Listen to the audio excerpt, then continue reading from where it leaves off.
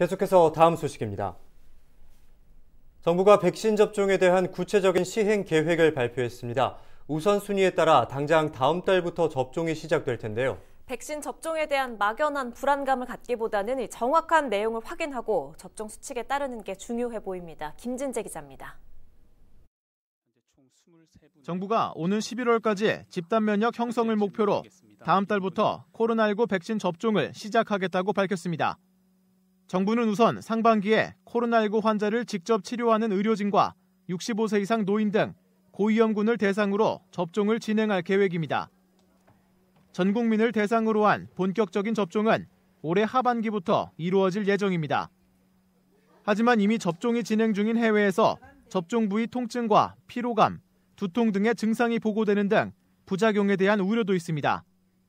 경기도가 지난 16일 도민 1,000명을 대상으로 설문조사를 실시한 결과 코로나19 백신 도입 시 언제 접종받기를 원하는지 묻는 질문에 응답자의 68%는 부작용 등 백신 효능을 지켜보고 받을 것이라고 답했고 접종받을 생각이 전혀 없다는 답변도 6%를 기록했습니다. 특히 접종을 고민하는 이유로는 백신 접종 후 부작용이 걱정돼서라는 답변이 66%로 가장 많았습니다. 첫 접종을 앞두고 백신에 대한 불안감이 존재하는 상황. 정부는 아직까지 백신 접종과 부작용에 대한 직접적인 인과관계는 증명되지 않았다며 큰 부작용이 나타나지 않는 상황으로 보고 있다고 밝혔습니다. 또 접종 이후 지속적인 모니터링을 통해 백신 접종으로 인한 피해가 발생할 경우 국가 차원에서 보상을 시행하겠다고 이야기했습니다. 이상 반응 중 역학조사 결과 예방접종과의 인과성이 확인되는 피해 사례에 대해서는 예방접종 피해 보상 제도에 따라 국가가 치료비, 간병비, 장애 및 사망 일시 보상금 등 국가 보상을 시행하도록 하겠습니다. 전문가 역시 코로나 극복을 위해서는 백신 접종이 필수적인 만큼 확인되지 않은 소문에 동요하기보다는 정확한 사실을 파악할 필요가 있다고 조언했습니다.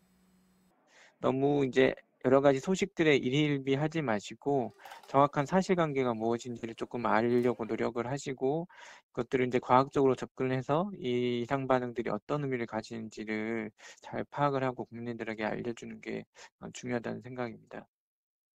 정부는 예방접종이 시행되더라도 마스크 착용과 거리 두기 등 방역 수칙을 철저히 지켜달라고 당부했습니다.